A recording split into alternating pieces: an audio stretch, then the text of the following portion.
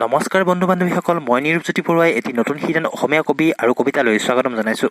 আজিৰ বিষয়ে মাধৱ কন্দলী। আশা কৰোঁ আপোনালোকে ভিডিঅ'টি শেষলৈকে চাব আৰু লাইক, কমেণ্ট, শ্বেয়াৰৰ লগতে চেনেলটো ছাবস্ক্ৰাইব কৰি বেল আইকনটো ক্লিক কৰিবলৈ নাপাহৰিব।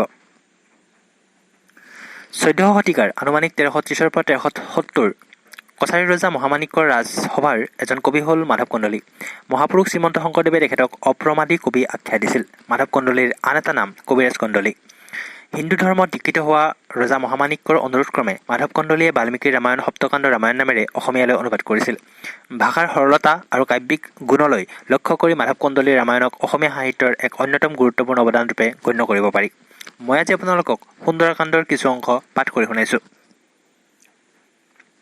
শংখিনী চিত্ৰিণী নাৰী পদ্মিনী হস্তিনী আদি ত্ৰিভুৱনে যতেক সুন্দৰী দিগ্বিজয়ত সাজি দেৱাসুৰ ৰণে জিনি লংকেশ্বৰে আনি আছে হৰি মন্ত্ৰী পাত্ৰ সমস্তত সমৰ্পিয়া ৰাজ্যভাৰ তে সম্বে সহিতে কৰে ক্ৰীড়া নাকত আঙ্গুলি দিয়া বলন্ত পৱন সুতে কিনো ভৈলা জগতৰ পীৰা হৰি হৰি গোসানীৰ পৰিচয় ন ভৈলহ খুজি পাইব কমন প্ৰকাৰে দেৱ দেৱী প্ৰসাদত ইংগিতে জানিলো মই পতিব্ৰতা নাৰী ব্যৱহাৰে এহি বিমৰিষ কৰি দেও দিয়া পৰিলন্ত সেনাপতি প্ৰহস্তৰ থাৱে তাত পাছে মহাপাৰ্শ্ব ওৱাৰী পখিলা গয়া শবদ নকৰ যেন পাৱে কুম্ভকৰ্ণ বীৰৰ যে ওৱাৰী পখিলা বীৰ আতি বৰ বহল বিস্তাৰ তৈতো সীতা গোসানিক খুজি লুৰি ন পাইলন্ত বিভীষণ থানে পয়সাৰ লোম বৰ্ণ অশ্বকৰ্ণ শংকুকৰ্ণ ৰাক্ষসৰ বিদ্যুজিহ্ব হস্তিৰ বদন অৰ্ধকেতু অৰ্ধগ্ৰীৱ মত্তগ্ৰীৱ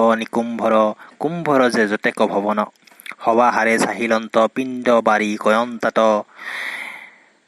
খুজি লুৰি ন পাইলা উদ্যানে খুপিৰ ভিতৰ পক্ষী ৰন্ধনশালাৰ ঘৰে খুজিলন্ত নানাবিধ থানে নাদ নামে নিশাচৰ শনিতাক্ষ ৱাৰিত খুজিলন্ত আতিশয় যত্নে তাত পাছে ৰাৱণৰ ওৱাৰী পখিলা গয়া চতুৰ্ভীতি বেৰি জলে ৰত্নে আতি প্ৰীতি বন্ধে তাক বিশ্বকৰ্মে নিৰ্মিলন্ত সুবৰ্ণ মানিকে থানে থানে চন্দ্ৰ আদিত্যক ধিক আতি বিতোপন জলে দেখিলন্ত বীৰ হনুমানে ওৱাৰী মধ্যত চিত্ৰ থান থানে দেখিলন্ত আতি বৰ বিস্তাৰ গহীন নিৰ্মল কমল হব পৰিমল বৃক্ষছয় সুগন্ধিত বহয় পৱন। ধন্যবাদ ভিডিঅ'টি শেষলৈকে চোৱাৰ বাবে।